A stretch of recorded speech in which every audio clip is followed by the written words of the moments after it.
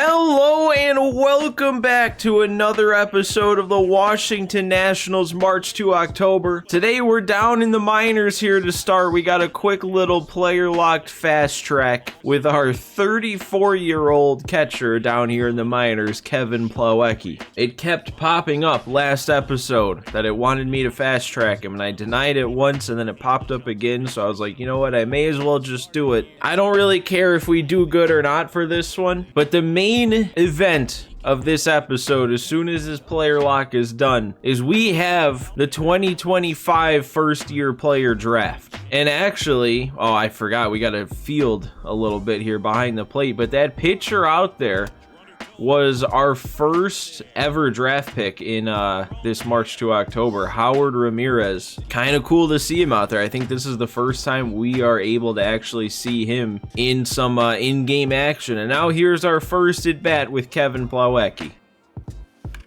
Of course.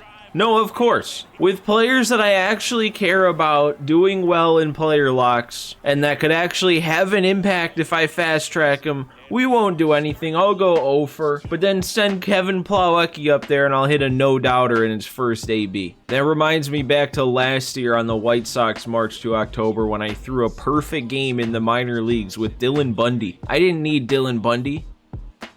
All right, that's more like it. Let's punch out. Let's take a seat. I mean, I've already secured an upgrade for him probably with just the one homer. Dude, one thing Kevin Plawecki cannot do is throw out stealers. That's the third time I've had to defend to try and throw a runner out, and I don't think I've done anything wrong. He hasn't thrown anybody out, though. And, oh man, I thought that was going to get up through the middle. See, it just dawned on me, I think if we still lose down here in the minors, it'll give us a little bit of negative momentum, and we're losing 5-2. It would have been nice to do something there. And that is going to get through, so that's a 2-hit game with the homer. Probably going to be it for me at the plate. I think we already secured an upgrade with the homer, but adding on a base hit doesn't hurt. Oh, we are getting another at-bat. It's all of a sudden a tie game, and we have a chance to walk it off. It'd probably need to be a gapper. Oh, no, I don't think I got enough of that. For a second, I thought I at least might have gotten that over his head. But no, now we'll have to see going into extras.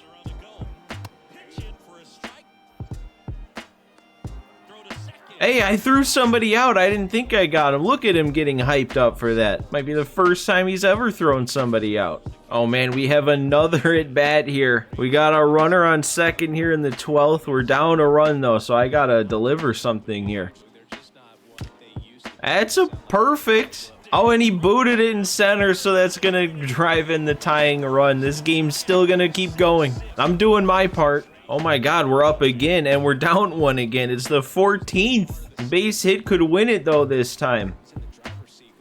Oh, and I draw the walk. I didn't want to swing at a pitcher's pitch there. I didn't really want to draw the walk, because that doesn't really help in this situation. It just sets up the double play.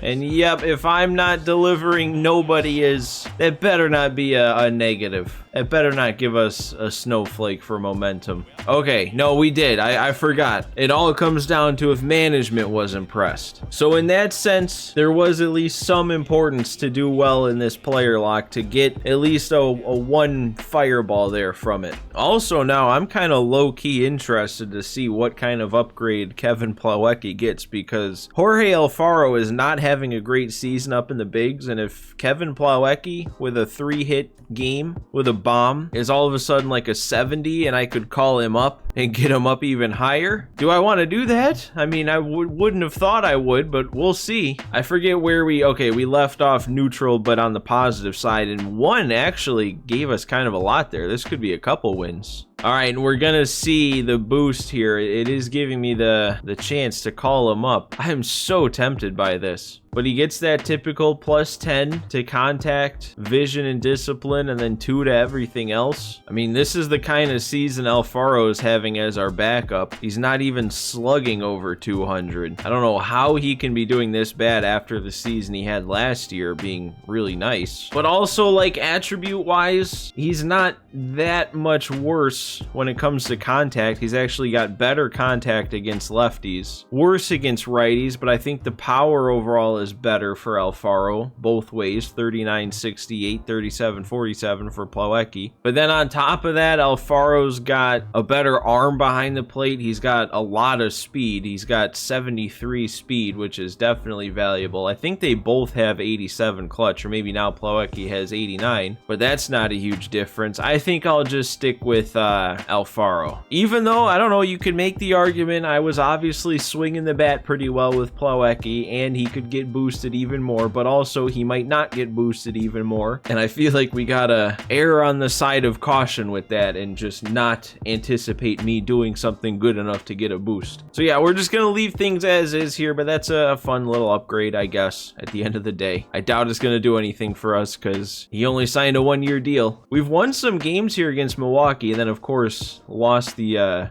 series sweep. And now here we are, ready to go into the 2025 draft. I'm gonna take some time here, pin some prospects, and then we'll see how this all goes. It's funny, I have all these guys here that I added from who I scouted, and I really don't have any frame of reference for who I want to take over who. Like, I feel like I scouted a bunch of different players, but I didn't really find people that were like must-haves as I was scouting them. It's not like there was anybody that jumped out like, oh, I gotta make sure I snag him. There's a couple of solid-looking players, a couple of confusing-looking players, like Peter Francisco here, whose overall is way higher than his potential, but according to all the attributes, he's still gonna get better from now to the future. I still don't understand that. But we're ready to go here. We got time. We're the 30th pick. We got time to figure some more things out if things need to be figured out. But let's sit back and watch these first 3 picks happen, though. I guess I gotta go ahead and start it. I thought it was starting. It's Royals, Cubs, Reds, top 3 picks. And then we have the 30th pick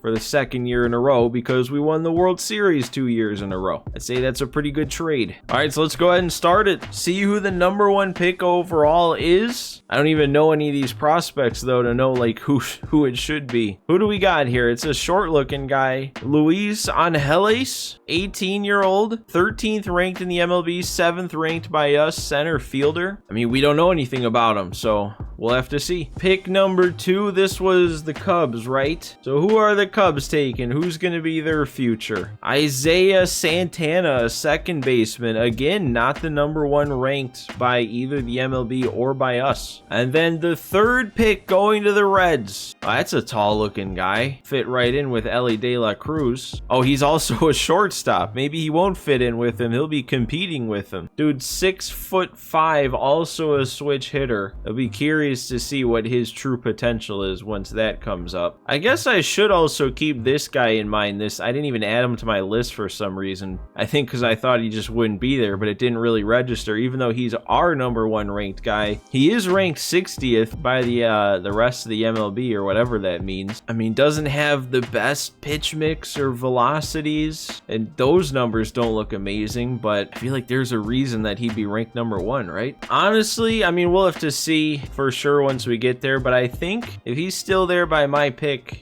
my first pick might be this Rex Daly, a left-handed relief pitcher who's only 18. He's pretty much as good now as his potential says he's going to be, and he throws gas. I mean, the 4-seam and 2-seam both say they can get up to 99 with a changeup and slider. I like that pitch mix. I like those numbers, and there's not anybody else that's really jumped off the page as someone that we've scouted. Oh, I was just looking at this guy, Junior Diaz, and he got taken. I guess I didn't realize we had him ranked way lower than the MLB had him ranked, but I was going to say if he was there later, he'd be like a catcher version of our Jamal Magruder coming up through the system. Low potential, but high contact, and we're on the board. That Kelvin Newhouser that we had ranked 1 got taken 1 pick before us, of course. Actually, that might be fine though, because then we don't even have to think about him. Just take one more look around here, make sure there's nobody that I'm missing or something. Yeah, no, based on our rankings, Rex Daly to me is the best of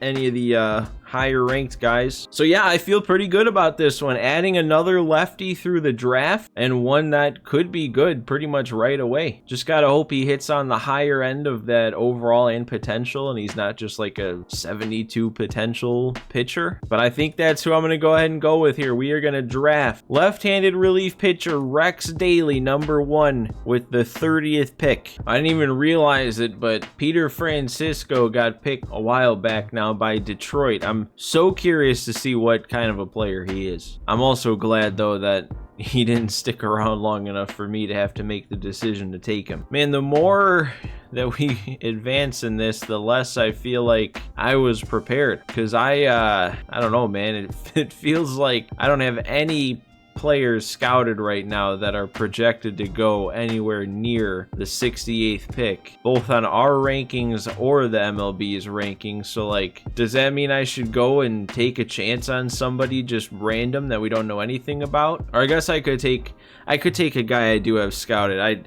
I forgot, I have people scouted that I didn't add to the list. Although, I guess this is the reason I didn't add this guy to the list, because he's a starter with only 3 pitches. That's like the biggest red flag that I can think of for a starting pitcher pick. But man, after the 3-pitch guy, we have like nobody scouted. Look at this. It's not until our projected 86, but the game's projected 179 that we have somebody even somewhat scouted. Should I just take this guy? I mean, it's a high potential catcher, low starting overall, and we're also not fully accurate, so we don't know how right that is. But I don't know, man, there's no one else to take, and if this guy does hit at the high ends, that'd be a really nice catcher prospect at 18. Should I just go for it? I think I'm just gonna go for it. There's really no one else that like super excites me from this draft anyway, so let's go for it. Michael Zhang. I feel like there's just so many 18-year-olds in this draft. I mean, look at this entire round here. There's so far all 18-year-olds, a couple 19-year-olds. I mean, all of the top 10 picks are, well, I think 9 of them were 18, and then 1 of them was 19. And those 18-year-olds in high school, they're the toughest to draft because it takes double long to scout them, and even when you do have them fully scouted, those windows are much bigger for how good they could actually be. This dude's name is Stevie Beavers. That makes him a top pick no matter what. Oh, all right, we're back up on the clock here, and I don't know what to do. I don't know if I want to take a shot on somebody random like Colin Yoshida. I mean, look at what that could potentially be. But then again, he was MLB ranked 82, and now it's pick 98, so I feel like that means there's something about him that is a reason he hasn't been picked yet that we just don't know about. But other than him, there's really nobody exciting that we don't have scouted. I guess according to our stuff, this Benito Cabral, this would be a good pick. We have him ranked 91st. I don't know, because here's what I'm thinking. We got this Alejandro Marte, who isn't ranked, but we have him up to 122, and he looks like he could be a solid utility guy. Good contact with decent enough fielding and good speed. But then I also have 2 first basemen, and I kind of want to take them both just to see how they progress next to each other. This dude at 19 has way higher potential, but is at a really low starting overall. But then Giancarlo Bruno doesn't have much potential. He's at a solid starting overall, and he's a switch hitter with high contact. But actually, you know what? I feel like I haven't really trusted the scouts too much, so I'll go ahead and trust him here. We'll take Benito Cabral. I kind of like the idea of taking somebody a little bit more safe. He's going to start right around a 60. We know he'll have a B potential. Should be a pretty solid last pick of the 3rd round, you would hope. So I'm going to take him. We're going to get a starting pitcher. We still have 3 more picks, so I guess that leaves enough space to get those 3 guys I was talking about, as long as they all stay there. And then Colin Yoshida goes the very next pick. So did I mess up by not taking him? Was I too cautious? See, the only options here are we sit and wait the 10 seconds for each pick, or we could sim to our next pick, or we could sim the rest of the draft. And I don't really want to, obviously don't want to sim the rest of the draft. I don't really want to just sim straight to our next pick either, because I kind of want to see like what happens between now and our pick. I just like some way to maybe speed this up. Like if I could manually press X or something and it just picks the next player higher quick, but then I can slow it back down if I want. See, I was trying to think which of these two would work better with the whole fast track system, and I can't decide, because initially I was thinking, oh, I'll take the guy with higher potential, because then a fast track could boost his overall quick, and then also bump his potential even higher. But if he's such a low overall, then for one, will he ever even get added to the 40-man to get fast track? And if he does, will he be good enough for me to actually do anything with them? Whereas with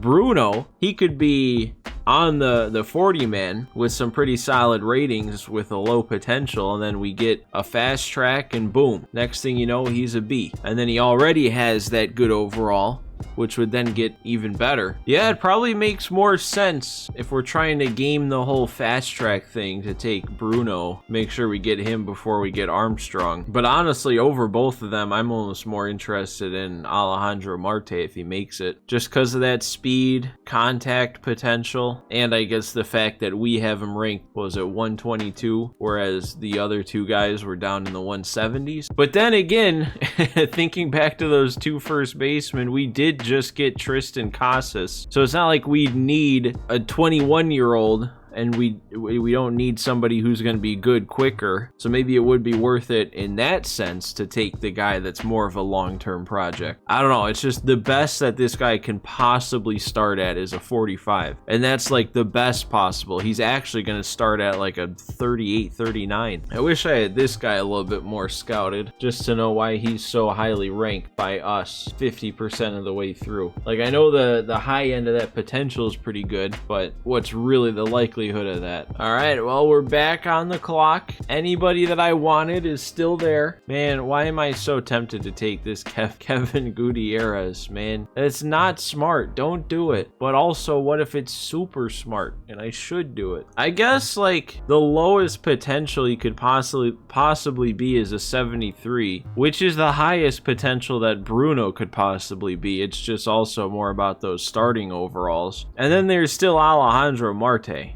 So like, should I just take him? Should I just make sure we lock him up? He doesn't really have great potential compared to his overall, but if both of them are solid enough, might be fine. Yeah, I'll take him. We'll take Marte here. We'll stick to the original plan. Get him first and then see what happens later on. There's also this Pedro Robles who I just rediscovered that we have 95% scouted. He's not ranked by the MLB draft, but we have him ranked all the way up to 99. So he's made it way down the board from that 99 ranking. I don't know if I feel like he looks that great. I mean, he's got that 3-pitch situation. His potential, I mean, is solid. It'll be like a, I don't know what it'll be, like a 75, and he'll start in the mid to high 50s. Oh, but he's gone, and I didn't even realize it. Okay, well, never mind. All right, I think as long as he's there, I'm going to take Bruno first. I'm going to get the safe option, switch hitting bat with good contact both ways first. So hopefully he lasts all the way until our spot.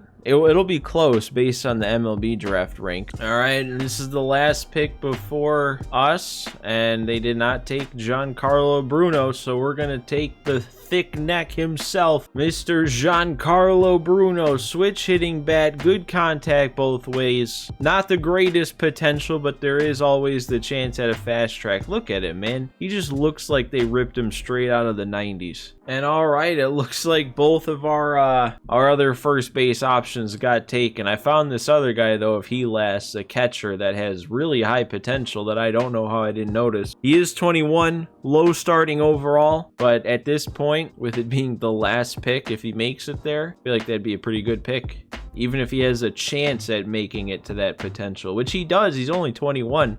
And I feel like it is kind of tough to remember that the age it shows, being 21, that's not like right now. It seems like those ages are for the start of next season. So it's almost like he's 20 now for the remainder of this year, and then he'll be 21 when he starts his first season actually on our roster. Oh, and he got taken. Okay, I actually kind of convinced myself for a bit there that I really wanted that one. But okay, now I hope he doesn't turn out to be anything good. Man, I actually kind of wish I noticed him a little sooner, because I might have taken him over Giancarlo Bruno. Oh man, now I gotta find somebody to actually take here. All right, we're on the the clock. We got a couple options here that are scouted. I can go with Jose Nunez, who's 18. We have him at a rank of 133, so by our 65% worth of scouting, this would be a really good pick to get now. And I mean, I guess if he hits on the high end, which is probably not likely, but that'd be really good if he was like a 60 something overall with an 80 something potential. But this guy Richie Sykes, he's almost guaranteed to be a B potential, even with an extremely low overall. It's a little bit more of a guarantee. Or should I just take this guy? It's the last pick of the draft. Let's just go for a little bit more of a risk here and see if it hits. Let's draft another catcher in this draft. Jose Nunez, Mr. Irrelevant of the 2025 MLB draft. And that brings the draft to a close. I think I feel pretty good about all my picks. Nobody too exciting. Our number one pick was a solid looking lefty reliever, and he's probably not going to be anything more than solid. We got Michael Zhang, who's more of a long-term project, especially if he hits on the low end. We got Benito Cabral, who's a little bit more safe. I do like this pick. Alejandro Marte, I'm pretty confident is going to be a pretty solid utility player, maybe even right away. And then Giancarlo Bruno, a switch hitter with high contact, is always nice with the possibility of fast tracks. And then Jose Nunez, we don't know what we're going to get out of him, but potentially good potential. So let's go ahead and exit this. We don't get to learn anything about our players for a couple of weeks, and I don't think I'm going to hop into any games here. Oh, it's saying we're in danger. That's understandable though. At the halfway point, I mean past the halfway point, but at the All-Star break, we still haven't broken 500, and we're 8 games back. At least though, it seems like we've had a good stretch of games and the Braves have not. So even though we're still plenty under 500, we gained some ground on them. Maybe not a ton, but some. We're still hanging around, man. We can still go on a run. I mean, we went on a run. Think back to season 1. We went like, I don't know, was it like 30-5 at the end?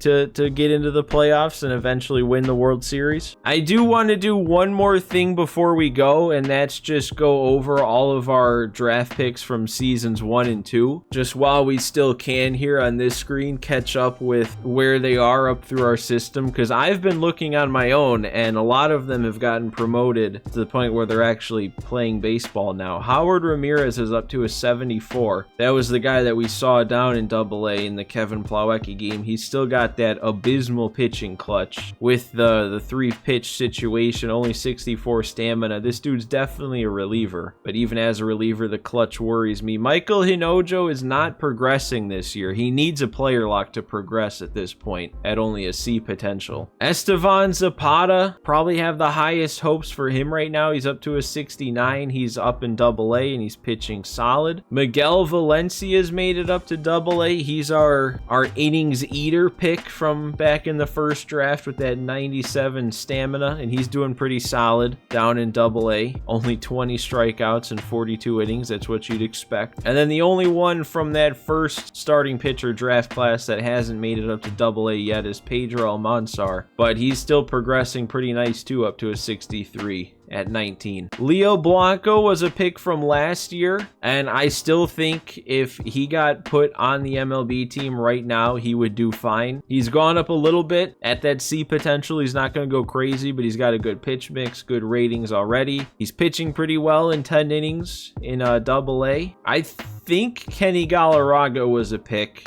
but he's such a low overall right now that we don't really need to check up on him. And then Jose Ayala is up to a 71. He's also somebody that I think if he got put on the MLB team right now, he would do fine. I don't know why he's not up in AA, especially since our other closing pitcher pick from the same draft that we did trade away, that was Ben Ramos. He was only 18. He was like 4 overall lower, but they had him up in maybe even AAA. But at least AA. Jamal Magruder is actually really exciting as I've been keeping up with him, because he tore up AA to the point where they had to call him up to AAA.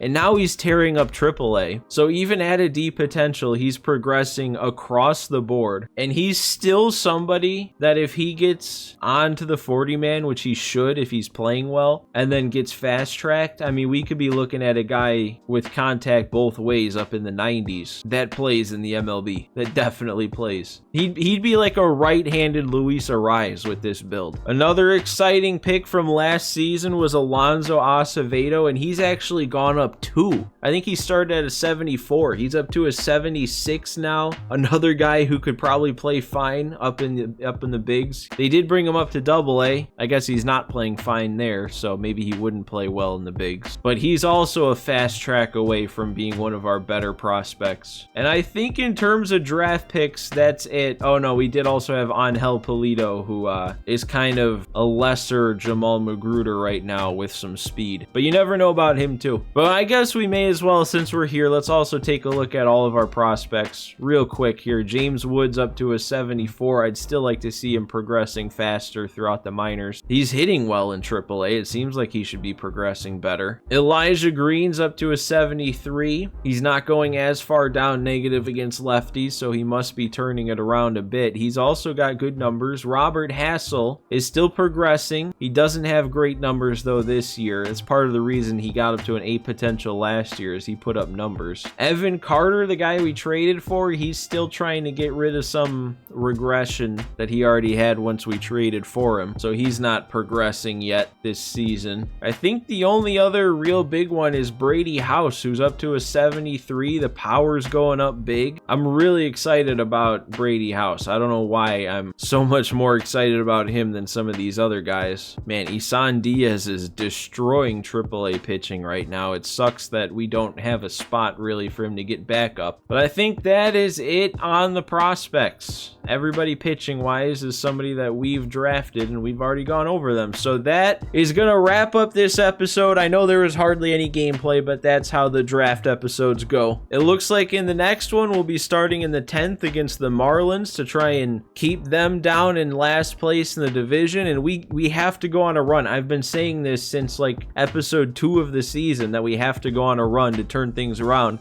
We haven't done it yet, and we're running out of time because it's blinking at me now that we're in danger. But for now, guys, make sure to hit that like button for me if you enjoyed this one. Also, feel free to hit that subscribe button if you haven't already. But that is going to do it for this one, guys. So thanks for watching again. Thanks for stopping by today, and I will see you next time.